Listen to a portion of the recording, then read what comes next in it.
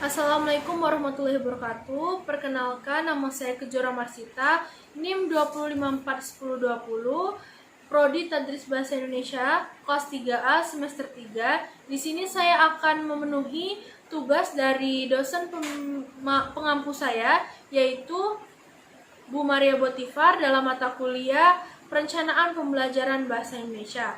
Semoga apa yang bisa saya sampaikan nanti dapat bermanfaat untuk kita semua. Dan jika ada salah, sebelumnya saya mohon maaf. Oke, baiklah, pada pertemuan kali ini saya akan membahas tentang teks eksposisi. Sebelumnya, saya akan menyampaikan kari dan indikator terlebih dahulu, serta tujuan pembelajaran. Setelah itu memberikan gambaran struktur teks eksposisi, selanjutnya memberikan contoh teks eksposisi dan analisis strukturnya, dan kesimpulan.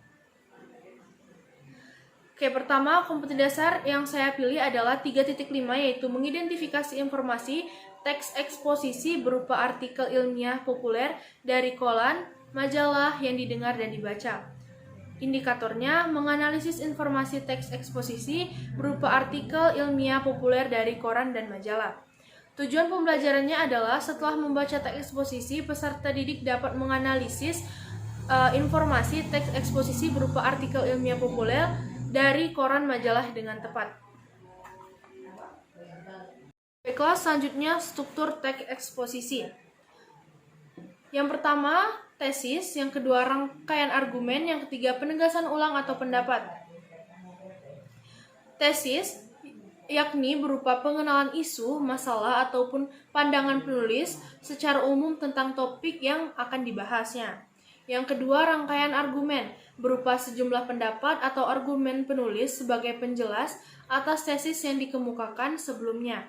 Pada bagian ini dikemukakan pula sejumlah fakta yang memperkuat argumen-argumen penulis. Yang terakhir, penegasan ulang pendapat sebagai perumusan kembali secara ringkas. Bagian ini sering pula disebut penutup atau simpulan. Selanjutnya, contoh analisis teks eksposisi. Selanjutnya adalah contoh analisis teks eksposisi. Di sini saya mengambil contoh artikel, yaitu 6 akibat jika kurang minum air putih. Di sana terdapat 3 warna, yaitu ungu, toska, dan hijau. Pada warna ungu itu adalah tesis, yaitu pengenalan isu, masalah, ataupun pandangan penulis secara umum tentang topik yang dibicarakan. Yang kedua adalah warna toska, yaitu rangkaian argumen yang berupa pendapat atau argumen penulis dan juga fakta-fakta untuk memperkuat argumen-argumen tersebut. Selanjutnya warna hijau. Warna hijau ini adalah penegasan ulang pendapat atau simpulan. Oke, jadi air merupakan komponen terbesar yang dibutuhkan dalam tubuh manusia. Namun banyak orang yang malas minum air putih. Hal ini sering terjadi pada orang-orang yang tinggal di ruangan atau tempat yang dingin dengan alasan mereka tidak haus. Menurut Profesor Hiromi Shinya, MD, pakar enzim dan guru besar kedokteran di Albert Einstein College of Medical di Amerika Serikat, meskipun setiap orang memiliki kebutuhan air yang berbeda-beda, orang dewasa dianjurkan untuk minum air putih 6-8 gelas per hari atau setara dengan 1,5-2 liter per hari. Karena itu, kekurangan asupan air putih berdampak bagi kesehatan tubuh. Di bawah ini adalah 6 akibat jika kekurangan air putih.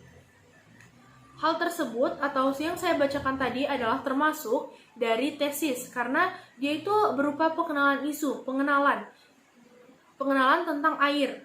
Air merupakan komponen, itu adalah pengenalan. Jadi ia mengenalkan tentang air tersebut, makanya itu disebut sebagai tesis. Selanjutnya di kolom yang berwarna toska itu telah dipaparkan tentang argumen-argumen dan fakta-fakta yang penulis itu buat. Seperti yang pertama, kekurangan air putih akan membuat sel-sel otak menjadi tidak aktif. Saat seseorang kekurangan pasokan air, maka dia akan mengalami dehidrasi. Dehidrasi ini dapat menyebabkan cairan otak menurun dan asupan oksigen yang seharusnya mengalir ke otak menjadi berkurang. Hal ini mengakibatkan sel-sel otak menjadi tidak aktif dan tidak berkembang, bahkan dapat menyusut. Kedua, kekurangan air putih akan menurunkan konsentrasi otak, memiliki komposisi yang terdiri atas cairan.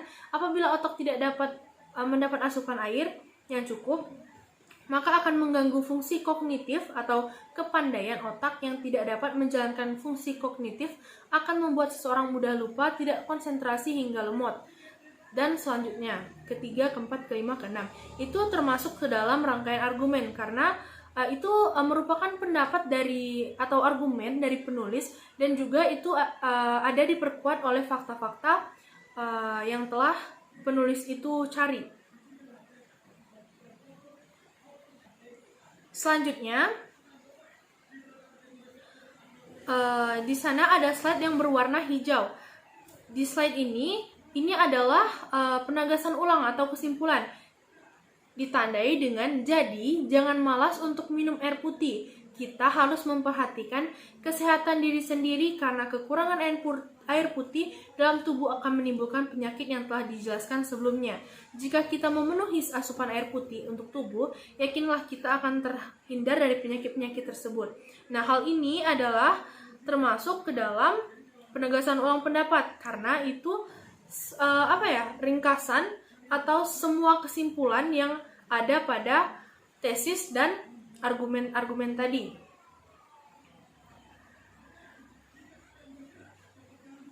Baiklah, setelah kita menganalisis bersama-sama teks eksposisi tadi, dapat disimpulkan bahwa teks eksposisi adalah teks yang mengemukakan gagasan atau pendapat tentang suatu topik disertai fakta. Paragraf eksposisi bersifat ilmiah atau disebut non-fiksi. Teks eksposisi berisi sejumlah informasi dan pengetahuan yang disajikan secara singkat, padat, dan akurat. Tujuan teks eksposisi ini adalah untuk menjelaskan informasi tertentu supaya dapat menambah ilmu pengetahuan pembaca, sehingga dengan membaca teks eksposisi maka pembaca akan mendapatkan pengetahuan secara rinci dari suatu hal atau suatu kejadian. Struktur teks eksposisi. Yang pertama itu ada judul. Judul hendaknya menggambarkan sesuatu yang dibahas dalam teks eksposisi. Judul hendaklah ditulis dengan kata-kata yang singkat, menarik, disertai yang syarat akan makna. Selanjutnya, pernyataan umum atau tesis yang saya jelaskan tadi, yaitu bagian berfungsi untuk memperkenalkan topik sekaligus menempatkan pembaca pada posisi tertentu. Karena dengan teks yang digunakan penulis ini ingin mengemukakan pendapat, maka pembaca bisa berada pada posisi yang sependapat atau pada posisi yang berseberangan dengannya. Yang ketiga, argumentasi atau alasan. Bagian dari teks eksposisi adalah argumen atau alasan. Panjang dan pendeknya bagian ini tergantung pada jumlah argumen yang telah kalian kenalkan secara garis besar di dalam pernyataan umum. Kemudian, kalian menyebutkan ulang dan menjabarkan argumen tersebut dalam paragraf-paragraf.